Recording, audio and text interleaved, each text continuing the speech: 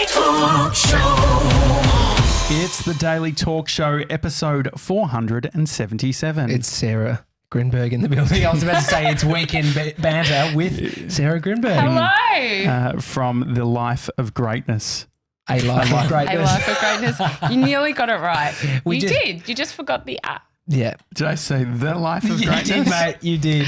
So we're just talking because that's your podcast, and we're Yes. saying how Josh has a memory of a goldfish, Mm-hmm. and you can't remember stuff when you're trying to remember it. And But you're the I'm like Josh as well. Okay. Like, honestly, if I'm told to remember something, I get really nervous about it and then I forget it. It's really hard. But then I'll remember like other facts that are completely insignificant. Okay. It's like it's a delayed memory type of thing. I can remember how to say Didascaloo. We had a guy named Ethan on. I fucked up his last name, but now it's in my mind forever. Yeah. So we need to have Ethan Didascaloo back on the show. so you can get it. So you can get it right. Yeah. What I'll say is the number 82, and at the end I'm going to ask you which number I said at the start. So we'll I don't look understand back. What does that mean? Pressure. She has to okay, remember sure. Yeah. the number that I just said, but I can't say it again. 82. So don't you say it again. You get it once, Okay. and the test is to see if Sarah can remember it by the end of the podcast. So Grin, as Fabulous. and Mr. 97, if I forget to bring it up, can you bring it up that sure. we need to Yeah, ask yeah. it? Yeah, great. Just in you case. brought up a number as well with Mr. 97. Yeah, so it's all yeah. The reason do you know why he's called Mr. 97? No, He got a 97 enter score. that's amazing. We think it's amazing. I can imagine, Sarah, you would get quite high. Would you? I would you did. I get- got 94. Okay. That's So, I mean, very not That's as not good bad. not as good as this It's not guy, good though. as 97 over there, but Yeah. 94's all right. Yeah, but he didn't produce for Hamish and Andy, so he's doing us. exactly. Jesus. So Sarah, I remember seeing you when I was trying to slither my way into SCA, I know. which I eventually did. You did. So it worked. slimy little sucker. Yeah. I am, but I think the last time I saw you was when your belly was way out here, and Did you you? were around the office. That's right. I did because you did some work on the rush hour and stuff. Yeah, so I worked from level 2, and I got my way up to level You 3. did. Because you were a street teamer as well. And you were the street teamer that did work for me because I was in activation. Exactly. And I loved you. One of my favourites. Yeah, thank you. But I will have you note that I did the rush hour first, and then I went to street team. Yeah. Really? You I did wasn't it the- street team to rush hour. Is That's odd. Is that good? Yeah, but no, I don't want to be seen as the slimy street teamer that tried to weasel his way on air. So you I was fell on air, down. I just took more income from over here, Yeah. and then You're so, entrepreneurial, like an internal entrepreneur. yeah. Sort of thing. Yeah. So you had your hand in the street team stuff.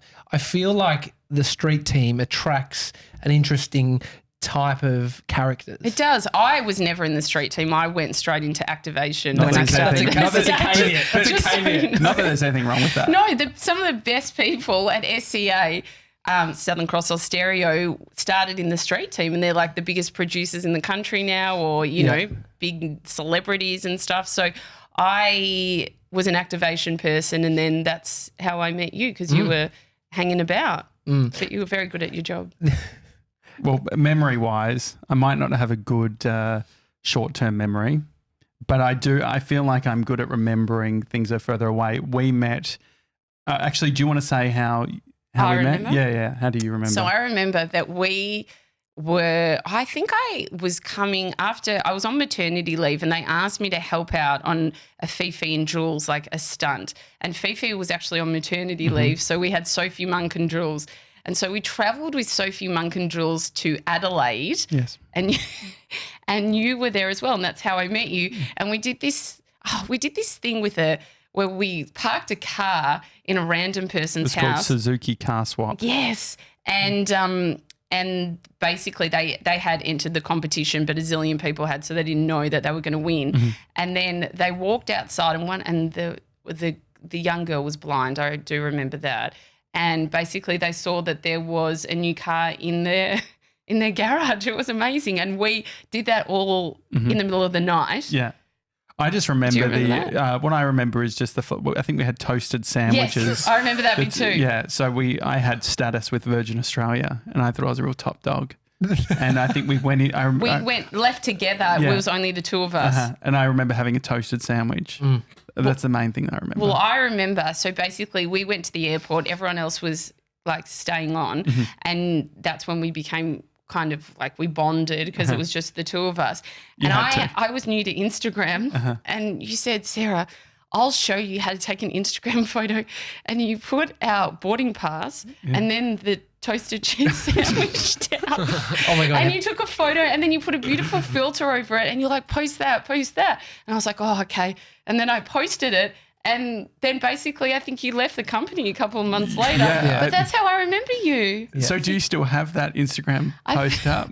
I don't. I want to have a look. Or did you I actually think I took it down. you got home? think or you did? No, I think I did. I think You I was. did- you think or I you did? did? I did. Okay, so there's no but I point think looking. I had left it on. I think it could have been Instagram or Facebook. It was either, Instagram. It was yeah. Instagram. I took it down many years ago, but it was a good introduction on how to like place things nicely with a nice aesthetic view and put a filter. But obviously the wrong subject because it went down. Yeah. So you did everything else right. But No, okay, that's right. No, it's basically all I remember was that being on a flight and I was very excited about the toasted sandwiches Yes. potentially. And I remember also we were just chatting and we nearly forgot our flight and they were calling us and we had to run.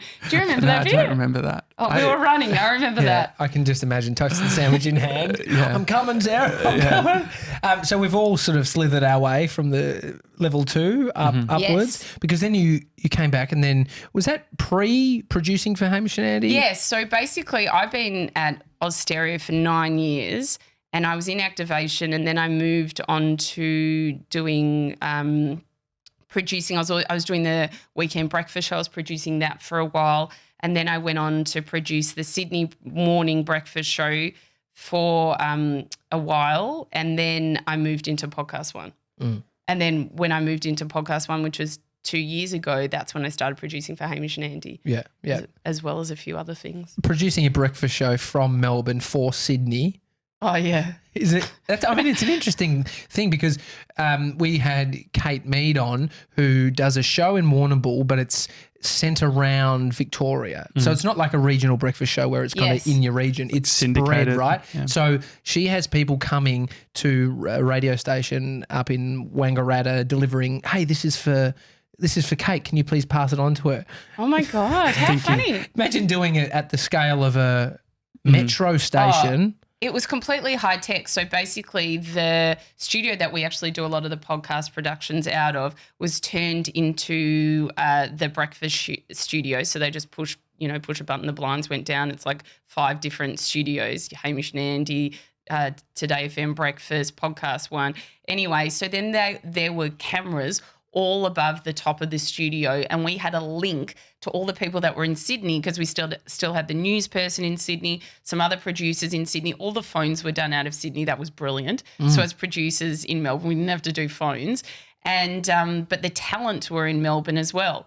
So it was like between each break, we'd all kind of go into the studio and talk and then we'd come out and then at the end of the show we'd have a meeting. But it was all like looking at the content director in Sydney through the cameras and it was, can I tell you, it actually worked pretty well considering, that we're in 2 different states. Do you think we'll get to a point, because I've got a dream of one day doing a podcast where I live remotely, I don't see anyone, I've got like a booth and I go into it and Tommy's somewhere else and we do the easy. show. Yeah. Do you reckon do you think that is positive for the future or do you think that takes away from Look, something? I mean, I personally feel, and I'm sure you guys are the same, that having an interview face-to-face is, it's so much nicer and you can just read the people's cues better and I'm reading them wrong either way. So, but majority of the interviews that I do for A Life of Greatness are via Zoom because I interview a lot of overseas people. So look, it's still a great way to chat to people and have them on. is there a way of building rapport when you're not in the same room?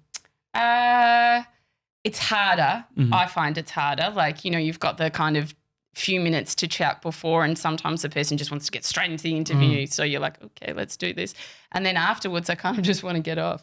So it is harder, but it depends on the person as well. Yeah. You had Gretchen Rubin. I did have Gretchen Rubin. And that was over the phone. That one was via Skype. Okay. That's before we discovered Zoom. Have you discovered Zoom? Well, we Zoom's we really tried good. everything and then we Yeah. went to FaceTime. It's actually one of the greatest things. Is it? Yeah, It's FaceTime's great. flawless. Really? We did 100 shows. Josh was remote throughout Europe and and we did FaceTime. We tried IP down the line, which is I've sort of tried that. $80 a month. Yeah, which is that's just not worth that it. great. Yeah. And because they're trying to do low latency, high fidelity, but the problem is that it requires great internet connections. Where FaceTime has made it work, where even if it's a bit of a shit connection, it still does pretty well. Like there's actually studios, like in the UK or whatever, and they have like a bunch of Mac computers that are all connected into the studios, and they just run FaceTime. Anyway, that's a bit of inside baseball. But anyway, so Zoom's good. I've done quite a lot of this round for Series 3 of A Life of Greatness that will be out in a few months. All the overseas interviews I've done via Zoom, and they've been really, really good. And really great quality. And I guess it is that there is so much in the room rapport building. You do find rapport throughout a conversation too. 100%. With someone like Gretchen, how do you go in? Are you trying to build rapport? What are you doing? Like, are you wanting to start it out to try and slowly roll into with a nice Gretchen, convo? her and I were emailing directly before that, so we kind of built a bit of a rapport on that level. You were signing off with XO at the end. Yeah, totally. Love you always, Sarah. And then throughout the interview, I suppose, when someone's talking about your work and how much they appreciate it and all that kind of stuff, then you're going to start really liking them and what they're talking about anyway. So the rapport is naturally built, So I think it's a very natural thing when you're focusing on, the fruits of their labour. Which is, I mean, a lot of people like to indulge at times because they're having to use brain power to think about their experience in life, a life of greatness. Yes. The name of the podcast. You're exploring what it means. Well, what greatness means to them. So basically, I interview people who have achieved greatness in their life or are just living a life that is great, or they're thought leaders, best-selling authors who give tips and tricks on how to lead a great life. And so what's a great life for you? A great life for me is a life of humility, a life of speaking your truth, a life of service, and just being able to do good in the world. That's a life of greatness. That was my motto in the street team, to be honest. No, but I love that. Obviously, it's something you've thought about and articulated before. Yes. Do you think that the people you speak to, the wide range of people, have thought about what a life of greatness means to them? Well, it's actually really nice. I think some of them have. And a guy that I interviewed on Series 2, his name's Bruce Lipton. He's just an absolute dude. Anyway, he's I think he's in his 70s. What does an absolute dude mean, by the way? He's just such a good guy. When you meet someone via Zoom, but you just have a rapport with them and he was just calling me, I think it was darling throughout the interview. And I felt like I'd known him before I met him, kind of, sure. Josh, did I get away with it? No, don't start calling darling, Darl. Bit of Kyle Sandilands you style. You can't do that. He's an older man, so it kind of like it was a nicer thing. Well, that's why I thought like dude. I straight away went to. I imagined he had a skateboard, but in this context, you could call Ben Fordham a dude. Ben Fordham's a dude. He just exudes. I love that man. I want to be. I want to do what you do. I've never heard someone being called a dude. Have you? But I not. It's interesting to hear. I appreciate you asking why. Why are they called a dude? That's fair enough. Sorry to interrupt. No, that's okay. Yeah. And it's a good question. So he's just such a beautiful soul. And I asked him what a life of greatness was, and it was not dissimilar to my answer. And then I saw that he had posted, by the way, Bruce Lipton is kind of one of the godfathers of exploring like epigenetics. So, cool. So then I saw that he posted on Facebook, and he does a lot of posts on Facebook, a life of greatness to him. And I thought, A, he's listened to the interview, go Bruce, and B, he's obviously listened to his answer and really liked it and thought it was a really good question. So, that was no boarding passes, no toasties on Facebook. Well, I think it's a simple question, but it's usually the simple questions that we don't work out how to articulate. Well, that's it. And you know what? Because that's the question that I finish with for every person that I interview. What is a life of greatness to you? And nearly every answer has those kind of similarities of what I mentioned to you. Have you found that it takes a while to warm up when you're interviewing? With some people, no, let me think about this. Actually, not really. Mm-hmm. There was someone I interviewed the other day who I absolutely love, and I thought to myself, is he in a bad mood? Mm-hmm. Have you ever had that? Mm-hmm. Where I was like, oh, I have it don't every know. day. No. I thought, is he a little bit grumpy? But then 5 minutes in, he was fine. So it did take a groove. But do you, I guess the style of what you're doing, have you come up with the questions and you're going through them in sort of a sequential order to get to the main one, or do you have a strategy? So, well, basically I don't know what you guys do, but I take a lot of time to research. You're You guys saying all have the heaps reason. of in front of me. I've got 5 pages in front of me if you're listening. I will spend at least a day researching the person. We'll obviously know about them before, hence why I ask them to come on, and then I'll do a lot of research into them.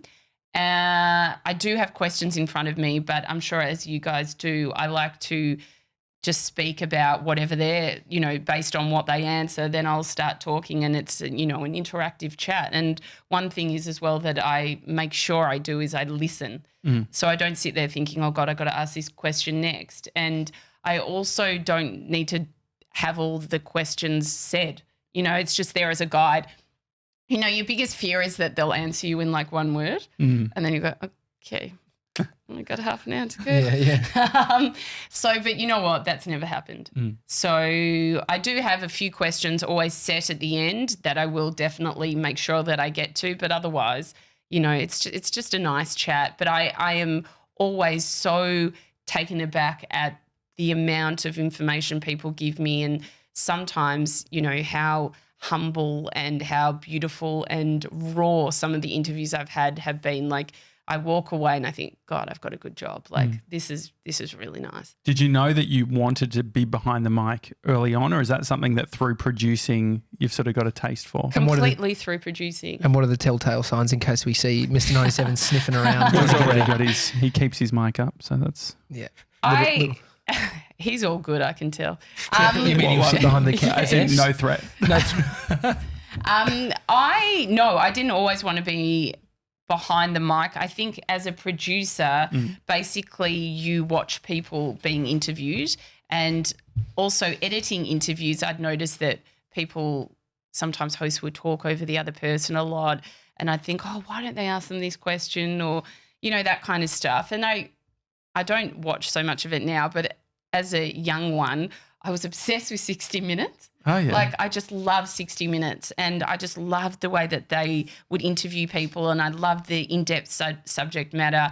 And just as me as a person, I remember a lot of people would always say, God, you're a really good listener. And my friends would always say, how do you know that about that person? I'd be like, well, they told me. Like, people would open up to me. And so I was reflecting on how I got to this point in my life, and I remembered all that stuff. So it completely wasn't something that I'd wanted to achieve. It kind of just came out of just a conversation with my boss one day, and it was like, yeah, do this podcast. You should host it because you know all about this subject matter. And bang, there you go. We were actually talking about that today, where positions or things or jobs that people who are in them, it's not necessarily, like you said, I want to be a podcast host, and then you're working towards and you become the podcast host. Or it could be, because you can get the job as a podcast host, or you can become the podcast host in a completely different way. Yes. So it could be a journalist doing music writing. It's like the person that ends up doing it might not be the person obsessed with music. Like most people who go into the course to do, journalism for music or something, Well, that's it. And I'm like genuinely fascinated to hear the stories that these people tell. So I always think I'm going to ask the questions that I think everyone else would love to hear. And that's basically what I've done. Do you have a favourite question that you always go back to? Would be, what is a life of greatness to you? But I also... And I asked it first. Yeah, exactly. I like to start off with the history of the person. So basically getting an understanding of why they moved into the area that they're in, or what their family life was like. Because I think a lot of the time that kind of starts forming who the person is now. So it's usually those kind of stories that I think are really interesting for the listener to hear as well.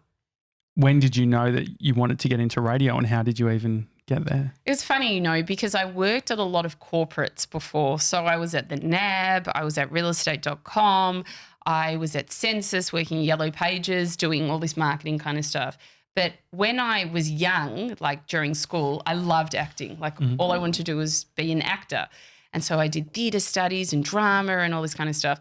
And then I got an agent, I think just after year 12, and I did all these TV commercials and, I was an extra on Neighbours and all these really cool roles.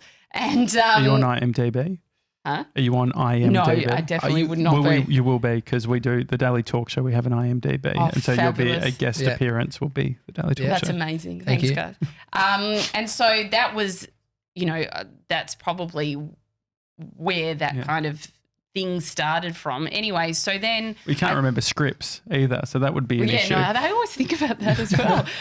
God, thank God I didn't go into doing film. Yeah. How do I remember anything? So then I studied a postgrad in PR, and I did PR for a little while at an entertainment PR firm, and it was horrendous. And I was like, no, this is not for me. And then I fell into marketing somehow. What was horrendous about it? Too much Well, rah-rah? the lady wasn't very nice that ran the PR firm, and she used to scream at us all day. So, and that was my first job, and I thought, oh, this is obviously what it's like to just be in the workforce. Like, no joke, that's what I felt. And I was doing my postgrad in PR at the time. I think I was like 18 or 9. No, I would have been older. So it might have been like in 20 or something like that. And I just thought, oh, okay, maybe working's not for me. Maybe working's not for me. This We've is said what it's that before. about. Yeah, we've said Anyway, so that was just that occasion, because I haven't found that ever since. And It will stop, Mason. that. We will stop yelling. And then I was basically working in marketing for ages, and I was working in marketing at realestate.com, which used to be not far from where these studios are. And I would walk past the Nova. Nova used to be there. Oh, no, I think Nova is still there. I used to walk past the door at Nova, and I used to just look in and think, oh, God, it would be so nice to work there, and then just walk away. And then a friend of mine said, God, I can imagine you working there. And I thought, so can I. and then one thing led to another. I went on an overseas trip. I came back and I was like, it's time for a new job. Like, What year was it? Oh, God. I cannot remember. It was like about 10 years ago. Uh-huh. So REA would have been early tech sort of thing. And then it was. So at that time, was tech not because I guess things are starting to shift. No, it was definitely not glamorous then. Yeah. And it is really glamorous now. And that business is unbelievably successful. And the people there are divine. It was just that I yearned for something more, right? And then I thought, you know what? There's one guy I know that works at Oz Stereo. I'm going to just email him and see if there are any jobs. And I did. And he said, oh, my God, there is a job that's completely in the area that your passion lies and what you want to do. He emailed me the job description. I applied and bang, I got the job. And so did you end up doing with the Nova stuff? Did anything come of that or no? No, it wasn't Nova. It was just the place. Okay, and so yeah, sure. then moving to Oz Stereo, sure. that was the kind of equivalent. Yeah. What do you think, what was it that excited you about the whole radio? I just loved entertainment. So the first PR firm I ever worked in was the entertainment PR firm. I loved, and that was where the acting thing I think was as well. Since I was 4 years old, I loved the world of entertainment. So there was just something about it that I just got a kick from, and I thought this is, when this is supposed to be your place. Like, it's like your soul is supposed to follow this direction. And that's kind of what I've felt now doing producing and interviewing people. Like, I have no doubt this is the path that I was always supposed to be on. Do you remember the first tactic or thing that you worked on at SCA? I don't remember the first one, but I remember the biggest one. Okay, yeah. It was, do you remember, Tommy, for Mother Energy Drink? Were you around then? No. So do you remember Brett?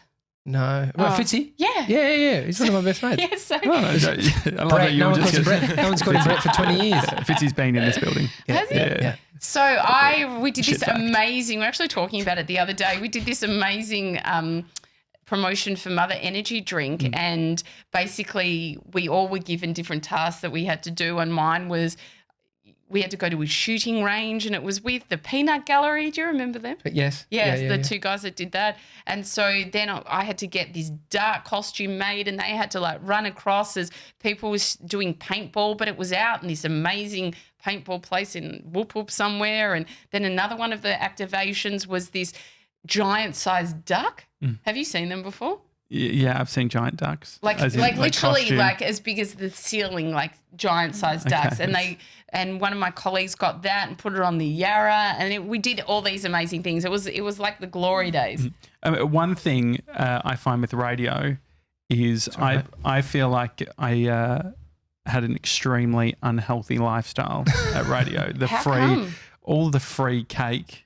Yeah. What a free cake. Every time MasterChef had like a promo, they would send cupcakes. Yes. Yeah. And I remember the salary being not great as a digital content producer back then. Still not. And so I was like, you just fucking eat whatever you give it. And they had a Max Brenner downstairs, so I'd have an Italian hot chocolate and then eat that actually went out of business the year after I left. I think there's some sort of correlation. How do you keep your health and diet in check when you're working at a radio station? I'll tell you what, doing the breakfast show, that was the hardest I've ever gone through as far as like keeping your diet in check, because you're waking up at 4 a.m., you're exhausted, you get to work, you've eaten your breakfast by 5. What would you have for breakfast? I'd usually have muesli, fruit, yogurt. It's being very consistent. Yeah. You said you had that today as well. I did. Not many things have changed. But then, by 7 o'clock, you're really hungry, but it's most people's normal breakfast time, except you kind of would then eat more and more meals and then have 5 gazillion coffees as well. It was, we were all very unhealthy at that time. I know another guest of yours, Christian Hull, who's a very dear friend of mine. He was the digital producer at the time. That's how we became best buds. And he struggled a lot as well. Yeah. And so what would you what would be the second meal then? When you had yours, then you would get into the office, what would you eat? We'd be going, there was a salad place that's also closed down, but we'd all go to the salad place at like 10 a.m. where everyone else was getting like their breakfast smoothies and stuff like that, and we were ready for lunch. Yeah.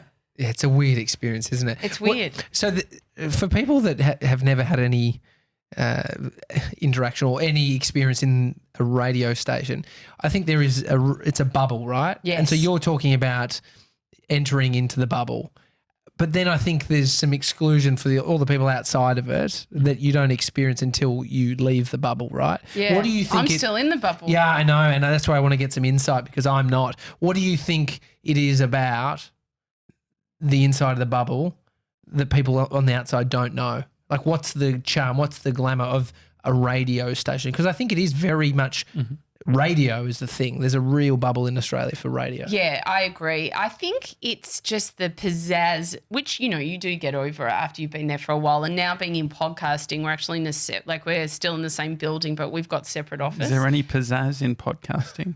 There's definitely not as much pizzazz. No, podcasting's the best. Podcasting is the best.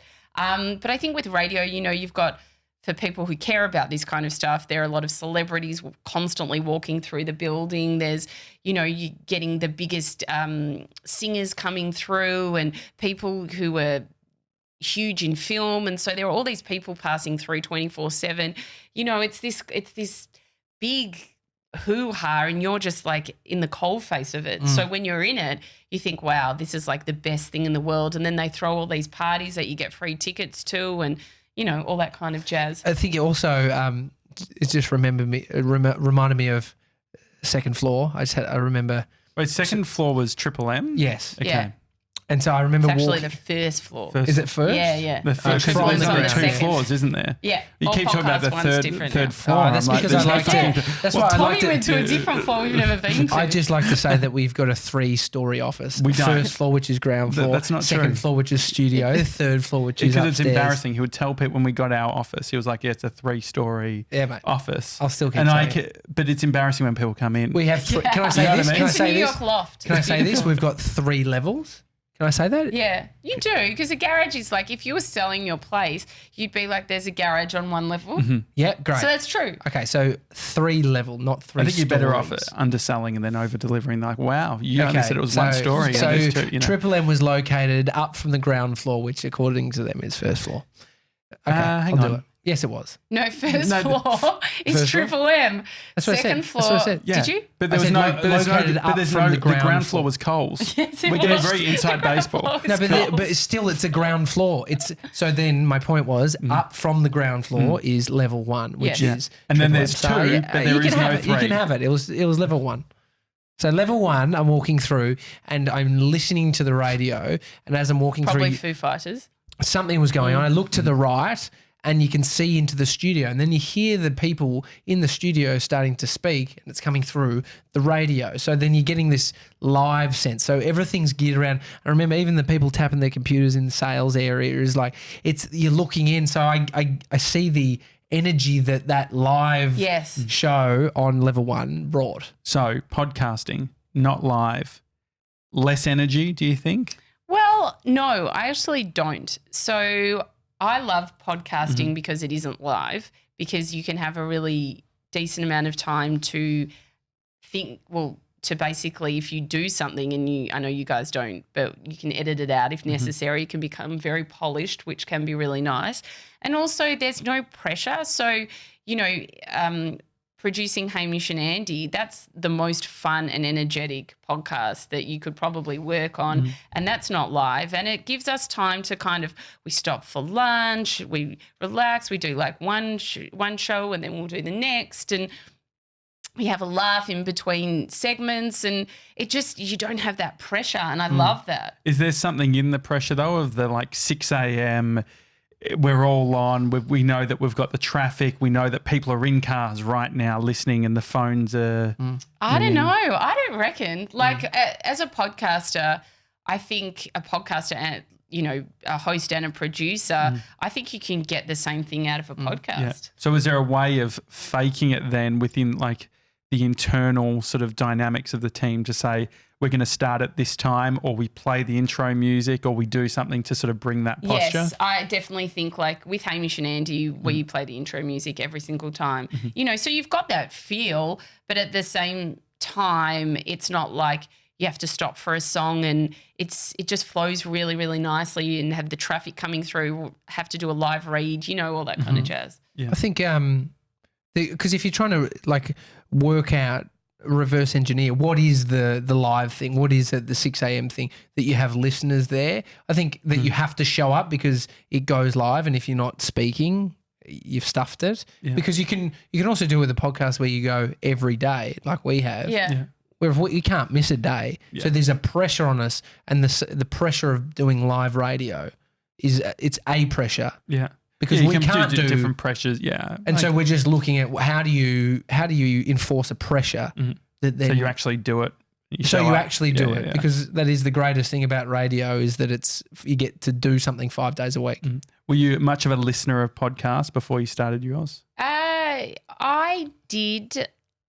Before I moved to PodcastOne, I listened to a few podcasts, because that was still, podcasting has just absolutely grown in the last few years. So I listened to a few, but yes, I was a big listener of podcasts before, but I like, Oprah's Super Soul. That would be my favorite podcast. Oh, my wife was listening to it. I got into it. Yeah, it's the beautiful. other day on the way to work. That's my sort of podcast, Yeah. What I like is she does it from all these different, we're in our place in Miami. It's like, mate, she's got places everywhere. Yeah, she does. She's usually in Maui. Maui? Yeah, Maui. She has a beautiful, I think, ranch in Maui. Oh. And she interviews people under an oak tree. Josh is thinking of doing it from I a booth actually saw. in a house. I watched the video. She does videos. She had Malcolm Gladwell on. Oh, great. And it was awesome. And they were just chilling out, and it was a very nice. That's moment. what we need to aspire for. The outside. Oh, maybe with outside. Outside would be nice. Yeah, Just outside's live a little. nice. It's a great life. Yeah, I guess. I remember once she had the dogs were barking. She's like, okay. I don't think Did you they hear must edit. They're shot. Just She's get so rid of nice. She new would dogs. never do that. No, not recorded at least. And yeah, all the dogs were barking and next door neighbours' dogs were barking. So I don't think there's much editing going on in their podcast either, which is a beautiful thing. I like it. It's Yeah, real. natural. How do you do your asks? What's a good ask when it comes to trying to get a guest on your show? So many people ask me that. They're like, how do you get all these awesome people? Well, how do I? It's basically a really good email. Mm-hmm. Is that what you do too? Yeah. We do a mix. It depends. It obviously depends on the guest. But is it? Have you actually templated anything, or do you have like, okay, I've written this out now. I don't have to reinvent the wheel. I can copy. and paste? I basically do that. I do the copy and paste. But a lot of the time, it is sometimes through connections I have that I get some people on, and otherwise, I know them, so that's why they've come on. But yeah, I think it would be a copy and paste. And as you would know, I don't know if it works actually so much for this podcast, but the more people you have on that are in a similar field to the person you're asking on, the more they go, oh, hey, they were on. I should come on too. Definitely. They don't say that, but I think I'm thinking they think that. It helps. Yeah. Absolutely. What makes a good producer, do you think? I think a good producer has to be organised, and I'm a very organised person. So that works well. That's just What does a that mean? natural I heard thing. someone say that the other day. What is an Like they do their washing. You don't, so you're not organised. No, I wear merino t-shirts. You can go 30 days with Really? merino, God. and they're all good. Really? Yeah. No sweating? Yeah, no. No, sweating. he still that's sweats. good. No, well, I mean, I Less sweat, but smelly. They're less smelly. they're not okay. smelly at all. Have you ever thought Josh has BO? Once. Where was it? Recently, actually. I Well, just was like, sure it wasn't my socks because I don't think they were cotton. maybe. I can't remember. It was Why just didn't you say anything? just let him sit in it. But I do. fair Well, enough. I I sometimes always stink. But I always So- tell you. Yeah, I don't need to know. Anyway, no, I think it's good to know. Mate, Well, you literally, know we when walked. I mean, I'd hope someone would tell me. I don't really sweat much, but Anyway, you do your washing, so that's one key of being organised. What else? he said that. I didn't say that. Okay. Meal prep. I think, I also am a producer of the true crime podcast that we do at work too. So I think being organised, definitely, and also just having a good knowledge of whatever you're working with, coming up with good ideas, being a people's person as well. So what are the for the organised bit, the tactics? Like, are you in your calendar all the time? Are you writing to-do lists? Like, what does it actually mean? I have a post-it note and I kind of might write a loose to-do list, but like, say example for Hamish and Andy, there's like 5 gazillion things to always organise for them, which is so much fun. So I just have to ensure that it's all done before our next recording, making sure I've like looked through their inboxes and worked on whatever kind of big stunt they're doing, spoken to them about, whatever we're kind of working on. It's making sure that you're always in communication, but you're also able to handle things on your own, and you have a good insight into what the listeners would want to hear, and you're coming up with content as well. Do you have rules that you set yourself? So I've got to clear my inbox by this time, or I need to make sure that every single thing I need to do today is here on that post-it note. I'll make sure that if I know that there's definitely things that I need to do and finish that day, I'll ensure that I don't think there'd be a day that I didn't do it.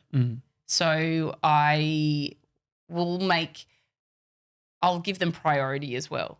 How do you do that? Well, usually Hamish and Andy are my priority. Yeah. So anything that needs to be done for them gets done.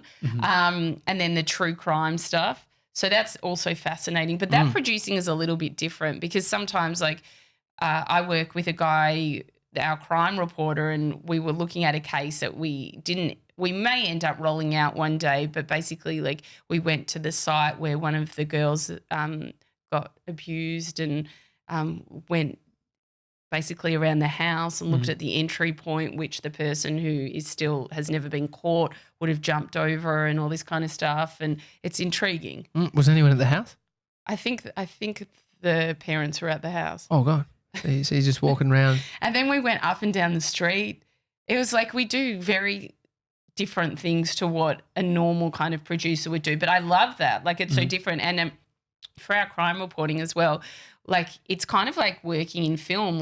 We sit there and we all play characters in a script And it's like me, I'm the producer, and then the head of PodcastOne and our audio producer and our crime reporter. And we sit and we read the scripts, and then we literally go through what needs to be changed and what doesn't. And then we'll go through it again and again, and we storyboard. It's like it's a piece of artwork. It's amazing. What do you think for just on the crime stuff? Because I know how big crime podcasts are. What's the goal of the podcast? So in the creation of it, the producing of it, what is the goal? So, for example, we did this podcast in plain sight about Jonathan Dick, who was a guy that has just been caught. And literally the podcast went out. This guy was on the run. He'd killed his brother with the samurai sword in Doncaster they found shopping him. centre. Yeah, they Abbotsford. found him.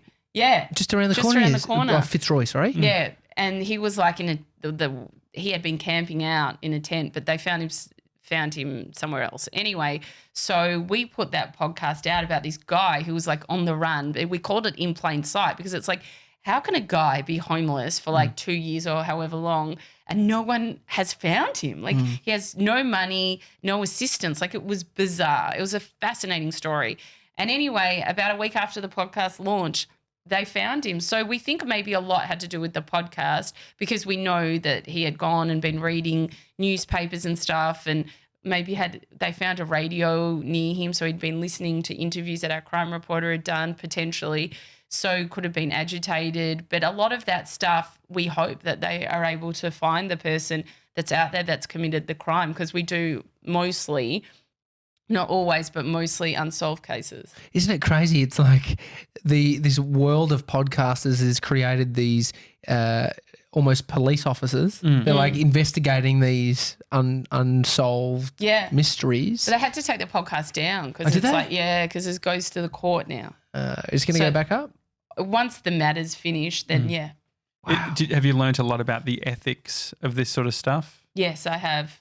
I'm not 100% of the ins and outs, but I have. And also, we have to get people to sign waivers every time they come on the podcast? Yeah, we're sorting out release forms. Yeah. Yeah. So that also can be quite full on. I've had people that just won't sign the release form, so I can't interview them.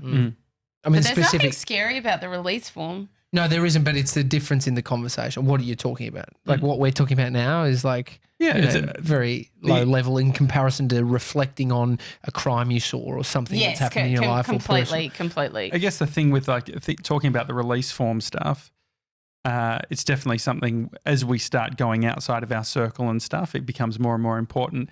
But then there's also there's the legal and then there's the ethical. So Miss 97 and I were talking about it where it's someone asked if we could edit something of the podcast and we did it and it prompted the release form. And it's to be honest, even if we had a release form, we would still make that edit because it's we're in the relationship game, the sort of style of show that we're doing. Yes.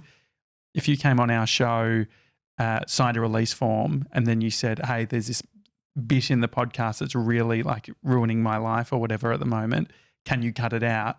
I mean, it takes a certain type of... ruining life is key word. It's pretty... Or it's if it's a massive issue, then it's okay, well, you would take that out, you would think. Of course. But what about if it's low level when they still want you to take it out? So I guess it's if you say yes to one thing, what's the rule across? I think the thing is I think what we're doing, it's hey, you learn if we think that it doesn't make any sense and they want it removed, it's take it down, lesson learned.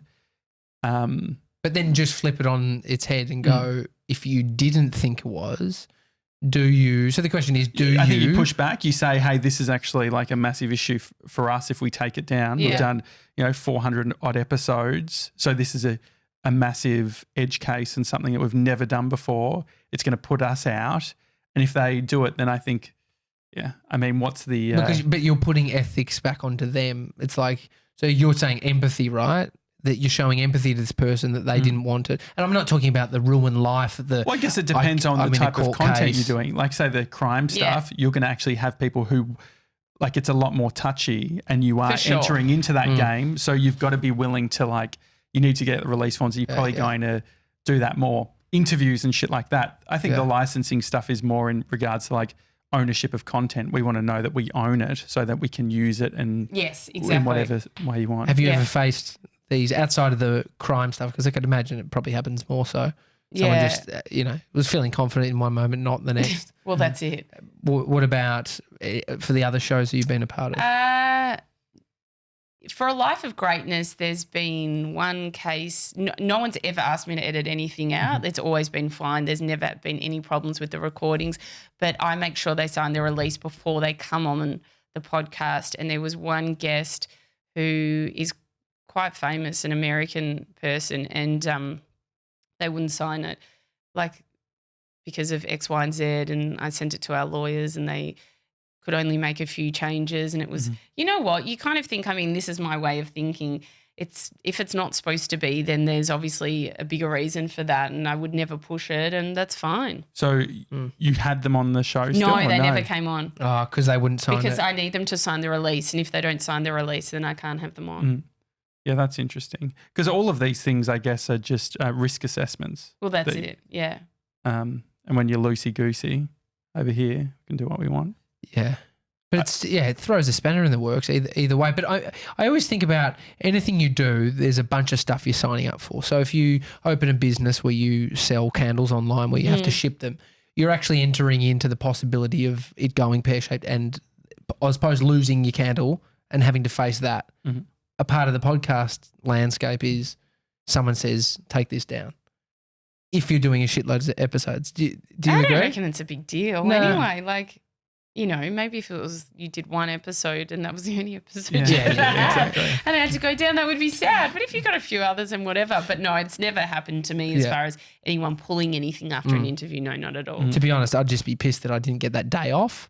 Yeah. We You did it the work. and then we had to put in the work and now we're Exactly. would have gone to the beach. What's some new empathy that you've gotten from doing, like being behind the mic, that you didn't get when you were a producer? Oh, so much. So I think, like I kind of touched on before, it's just listening to people's stories and seeing how beautiful their stories are and what I've learnt from them. There is not one guest that I haven't learned anything from. And it's funny, I did interview someone the other day, and it's just these key moments that they'll say something and I'm like, it just resonates, and and then I'll think about my own personal life and how I can kind of use what they've spoken about to my benefit and to a situation that perhaps that I'm in. There is just another level when you're behind the mic, and the stories that are sometimes shared with me, like I mentioned, are deep and really powerful, and a lot of the time these people haven't spoken about that stuff before. So I find that to be unbelievably beautiful, and there's no part of me that isn't grateful for that. Do you look long term when it comes to the podcast? Yeah, I do. I obviously want to keep producing, and I'm doing that as well, but I love being behind the mic and having a life of greatness, and it is doing really, really, really well. So series 3, I've nearly kind of wrapped that up, still doing a few interviews, and then I'll put that out. It would just be kind of expanding more and more from where I am. So I'm not looking too long term. I'm just still getting the interviews and then seeing what kind of comes from there. What about personal brand? Do you think about that much? Like Yeah, how long no, I until do. we see a headshot on your social media? Well, there's already been one, and I am in the process of developing a website. I have someone that's doing that now. It's just because I've started to get asked to do like a lot of gigs as far as like, either talking about myself or being the moderator. And, when you're getting paid gigs, then you start to think, oh, okay, maybe I could get some more of these. So, but that's just a natural progression from doing what I am doing now. So it's been such a beautiful thing. And I think one of the nicest things as well, and I'm sure you guys get this, I mean, your subject matter is slightly different, but for A Life of Greatness, the amount of people that contact me and tell me like, this one girl contacted me, she's just beautiful, saying that, I just want you to know that my good friend is in her last days and she's been getting so much comfort from listening to the episodes in your podcast, and we just want to thank you so much. I mean, it's, people who telling me they re-listen to take notes so that they can use these strategies in their everyday life, like so many beautiful messages from people, and that keeps me wanting to do more and more as well. being at PodcastOne, you'd have a lot of people coming to you and saying, got a podcast idea. I want to do a podcast. Oh my God. Every second person. Yeah. Like, no joke. Yeah. And it got to the stage where we were all laughing, like all of the other producers. We're all saying, I can't take it anymore. And we all now say, just go to the website. There's a form. Fill out the form. Because at first I'd be like, yeah, sure, email me. Like, I'm so happy to do that. And I still am, but it's just gotten too much. And as you would know, like everyone's got an idea about something for a podcast. Yeah. So I think they get hundreds and hundreds of people write in and they select a bare minimum amount. And what's the misconception, or what's the bit that you think most people are missing when they're speaking about starting a podcast? I think they have an idea, which is amazing, but maybe they haven't thought it out properly. So there's no real plan. Like they may have thought about their first episode, but from there they're not quite sure, or they just want to interview people, but they have no real subject matter that they want to interview them on. I think, look, there are a lot of podcasts that do such similar things, but I think you also have to have a point of difference to an extent. So maybe they haven't thought about that, or they have absolutely no experience in any of these areas, which is fine. I mean, start a podcast, but maybe, try and get some interviewing experience, or try and do something in that area first before you kind of dive in. Mm-hmm. What's your view on monetization? I think monetization is a fabulous thing. Money's great. Yeah, where do you think it is? Like having your experiences within sort of PodcastOne and seeing the landscape. What do you think it's? I think it's getting better. Obviously, we have a sales team that sells for us. So seeing what it was like 2 years ago when I started, where I saw that it was hard for the salespeople. They were going to clients and clients kind of didn't understand what podcasting was, to now they're going to clients and they're selling so well. And, prices for ads have gone up because there's now this big demand. And as well, you're getting targeted audiences. So basically I know when they sell, they can go into selling for a cooking podcast, and you know that you're getting a certain amount of people who are male, female, but they love cooking, rather than if you were doing a radio show, it's like people from all over the shop. Like it's really targeted. Like I know the people, well, there's a lot of different people that listen to A Life of Greatness, because I don't just kind of focus on one thing, but it's that, good feeling, wellness, mental health perspective as well. So, the kind of brands that would be right for that. So I think companies are really starting to come on board with podcasting and sales now. So I think things will really pick up. Mm-hmm. Do you think in regards to where podcasting is right now, do you see anything on the horizon in regards to the next trends? Obviously, crime is a real popular one. I was following the OzPod hashtag and everyone was talking about crime. It feels like there's got to be a tipping point where we've gotten too much in certain categories. Yes. Are you thinking about that? I look at the categories that I think do well, and it is the crime, the comedy, the wellness. Those are that, and cooking is also big. Like that's also kind of been a genre that I think is kind of quite successful. Yeah, and I mean, look, it's also dependent on what you like. Like PodcastOne's tagline is "There's one for everybody," and that's so true. Or everyone's got one. Could be also could be another tagline. Yeah, that's true. Yeah. So I love listening to interview style podcasts. So that's what I listen to. But I have friends that love comedy podcasts and they listen to them. So, it's really dependent on the person as well. People are obsessed with crime. They listen to crime. I still love crime, but I think working in it now, I try and detach myself from actually listening to it because it gets into my psyche too much. What do you think? What do you mean? What do you think? Well, I'll never forget when I first started doing the crime podcasting, and I got given this file, and the file just had all these. It was a rundown of all these bits and pieces that had happened in the case, and it was horrific. And I got scared.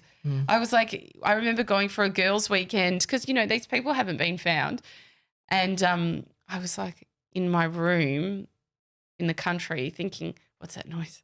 And I was never like that before, but I was like, oh, good Lord. Like, when I would come home and like with the keys in the door, make sure I took all the keys out of the door in case something happened. You get a bit paranoid, and I thought, no, I love working in that area, but then if I'm consuming it outside too, it's too much. Yeah, I mean, there's the thought that, the media and the sort of mass spread of information increases our worry and paranoia around these things. So it's like, is crime on the increase?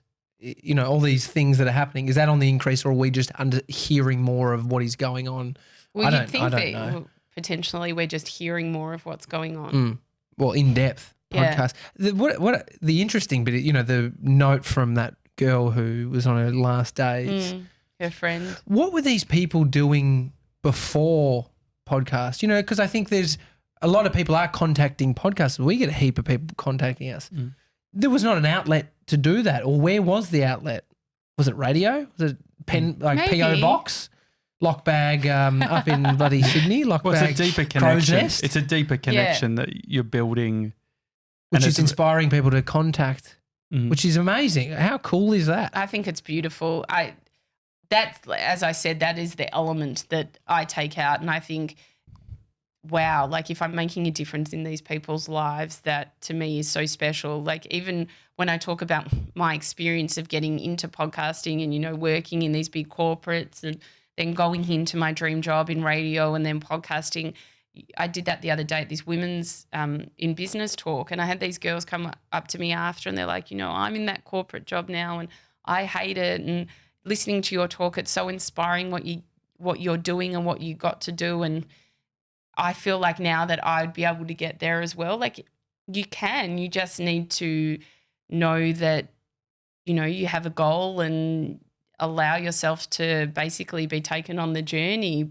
It's a beautiful thing. So I think doing the podcast and having these people come back and give these kind of messages to you, I mean, it's lovely. Are you thinking about video at all? Well, we do. I videoed the podcast. Well, I don't personally, but the social media guys do. We use our studios that we have kind of set up already, so that's pretty lucky. I think video is a really good thing for the third series, even via Zoom. I think nearly every single, hopefully when I do the next few as well, every interview will be filmed. I think that's very important. Does that change the dynamic of how you do the conversation? Do you become sort of more self-aware? I feel like I'm not sitting up straight right now. Yes, definitely. And through Zoom as well, you can see yourself in the corner. If you do the split screen, if you do the split screen, you're not in the corner. You're looking at yourself. So I noticed that like suddenly I'll veer to look at, I hope I look okay. Yep, I look all right. And it was hilarious. The other day I did this interview and the guy was overseas and I came in, it was 8:00 at night and there was no one around. And we were doing the interview via Zoom and suddenly the air conditioning went off because like why would they need it on? There's no one in the building. And progressively I get more and more flushed in my face as the interview goes on.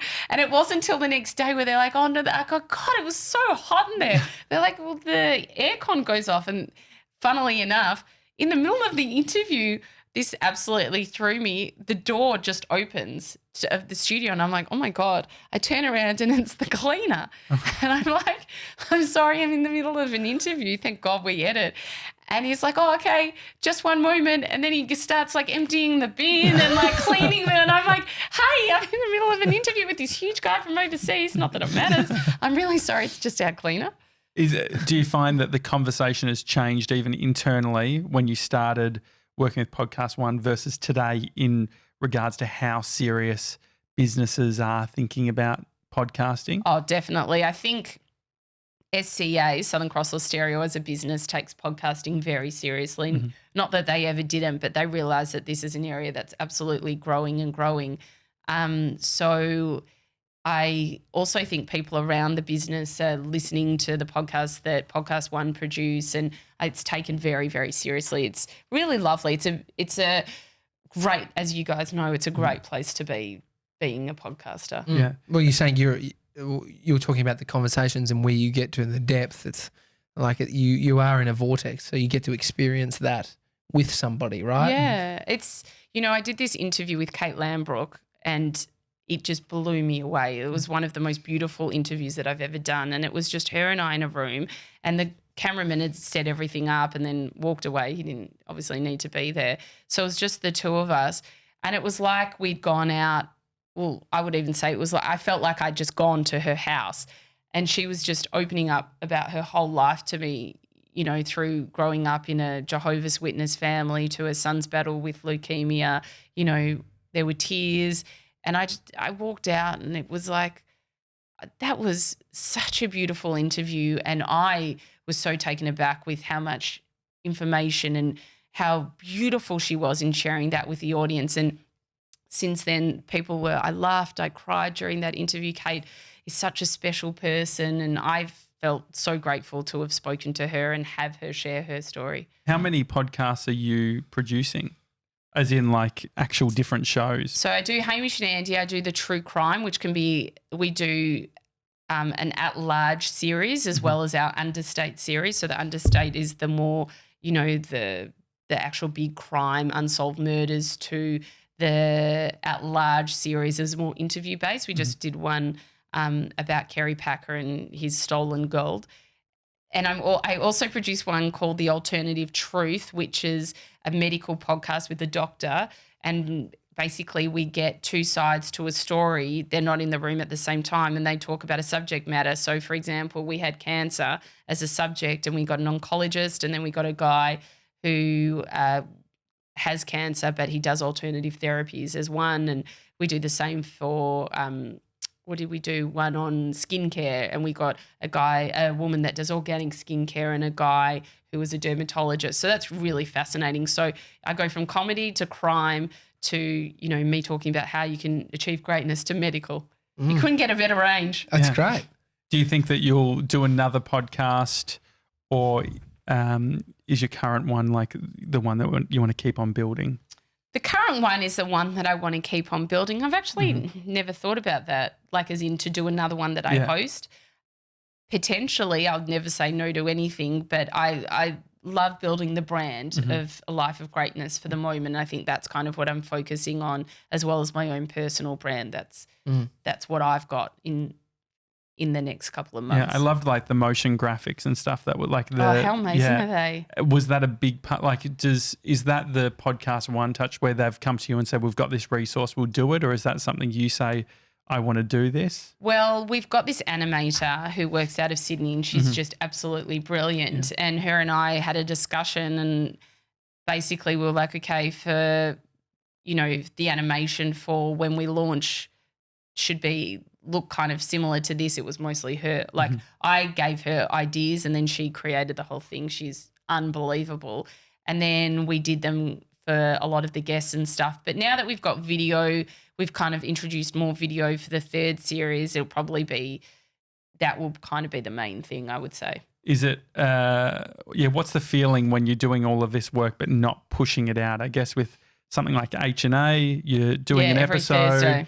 Is it, what is that feeling? Because I guess you're doing all this work and people are saying, hey, when's the next thing happening? I know. And then there's part of me that's like still battling in my head what I want to do. So I've obviously got a bunch of podcasts, and I still need to do a few more before I release them, which will be in the next few months. And there's a part of me also is like, maybe I should just release one or two, you know, to give the audience something. So I'll do another series, and then I don't know where I'll go from there. Like I'll 100% do more, but will it be a fourth series, or will I release more? I still need to kind of work on my strategy.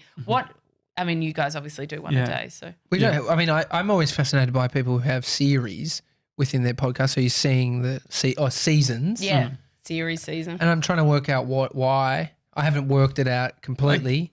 I guess it's like a official break, like you're able to sort of set that up and have. But then, so the point is, if it's a big hit, if you see a seasoned podcast, does it mean that they've all been released at one go, or they trickled out? Well, the way that I've done it for A Life of Greatness is there's been season 1, season 2, and then also like people then can just binge. So instead of maybe listening to one and then going, oh, it's not one for ages, and then they forget about you, they can just go and listen to 9 and then they can go and listen to the next season and the next season. Like there's a lot of content that you're just putting Are you out going to there. say they listen to the 9 and then they forget about you? No, I was going to say, potentially as well. we've got a season of 472. So whoever's Yeah, you guys have a lot backed up there. Yeah. how many seasons would we have? Is I it don't know. Are you probably what you do? 12? maybe? We're like lost. Yeah, I don't know. We don't know the point of it by the end. I mean, it's interesting. Like, is there a strategy team? Are you sitting down with people, externalizing this sort of thing? No, not really. For a life of greatness, the strategy team would be me, and the head of PodcastOne, who's been amazing in being able to bounce things off, and having him there and being able to discuss different topics and stuff. But basically, I think with this, they let me just kind of write it. Yeah.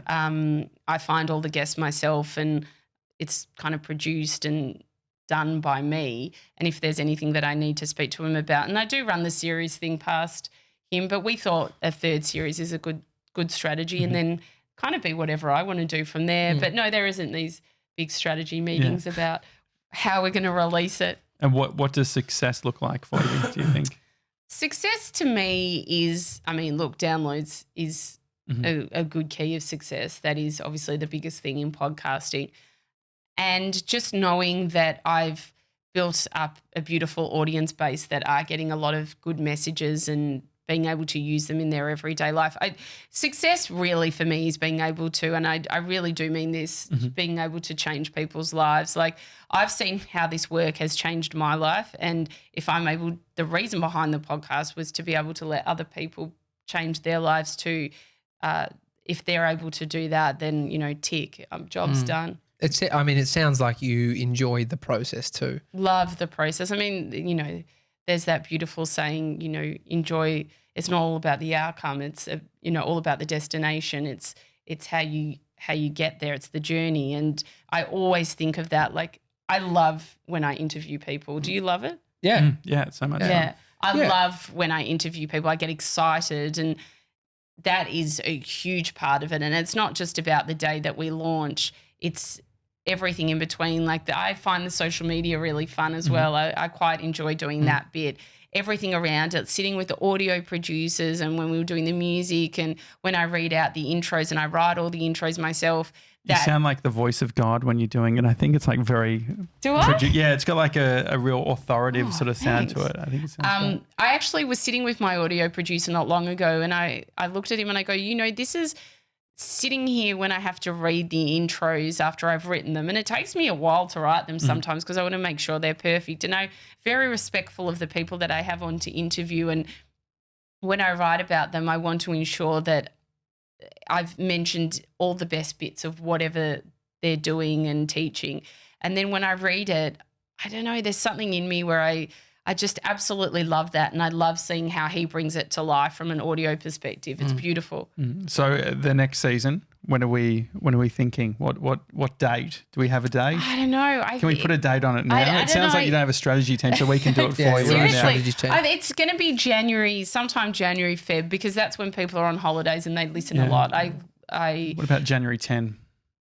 Far away from Australia Day. You don't want to get it muddied with that. Yeah. That's true. controversies all That's around true. there. Yeah. So get I it think in, Jan maybe 10. before. Yeah, I get think it Jan in. 10's Yeah, good. Jan 10. Because Well, then it's away from New Potentially. Year's. Yes. I don't want to have it too close to New Year's and Christmas and all that. Yeah, Yeah. But you want people back in the workplace where they're not doing much and they might be wanting to listen to your podcast. I mean, Yeah, what's exactly. always a good one. what's the argument for not putting them out sooner? Well, I want to, because I have to bank them. Is it that you won't do them? Like, do you think if you started releasing them, you're like, I mean, because It's also, I'll tell you one thing as well, like not obviously the daily talk show is not like this, but I find sometimes maybe people they then interview anyone because they're just like, I've got to release one in like a fortnight. Oh God, I can't find anyone to interview. And I am so, I think so much about who I'm going to interview, and I'm really picky with who I interview. I don't just interview anyone. So that is a big thing for me too. I think if I had to do one once a fortnight, I mean, there's only that many people in Australia that might fit the kind of cred of who I want to interview. and So we've had them all on the show. Which I think it's interesting because it's something I'm very specific about. So that's what takes a bit of time as well. because it's interesting because I think Tommy and I were talking the other day about some of the guests that we haven't necessarily like had that much enthusiasm with or whatever have been the best guests. And so like, well, I feel like through scale and by doing heaps, you suddenly realize that the people who you think are going to be amazing might be really good, but then, the people who are like, I don't know necessarily what their story is, that then becomes a platform because we're actually discovering it for the first time, rather than the people that we love and that we really want to have on. We have actually heard every single story from 6 different shows. Yes, I am also very aware of that. I sometimes like to get people that, they don't have to be big names, but and maybe they've never told their story before. I find that to be something that I think is pretty significant. And but I think a lot about who I'm going to interview before, and I make sure that I pick the right mix of people as well. You can definitely tell. I think that in a world where everyone wants to create a podcast, not everyone's doing it. I think like it's amazing. Like when it came out and I saw it, it's so good seeing people who have worked hard behind the scenes for so long, helping other people shine, go out and do it. I think it's really cool. Oh, thank you. Yeah, but if Mr. 97, you try that shit on us. Absolutely not. Done. If he starts some sort of life of really greatness or something, absolutely not. And I have to bring up, what number did I say at the start of the show? 82. Got it. Yes. I was actually going to say 82 as well. Yeah. But it wasn't about you, mate. Yeah, no. Oh, not today anyway. Apple Podcasts, you can leave us a review. What do you think of Apple Podcast reviews? Look, if they're nice, then yeehaw. Yeah. If they're not, don't write on it. Yeah. So only leave Sarah nice ones. Yeah, Please. 5-star reviews, please. It's a Daily Talk Show. Hi@thedailytalkshow.com is the email address if you want to send us an email. Otherwise, we'll see you tomorrow. See you guys.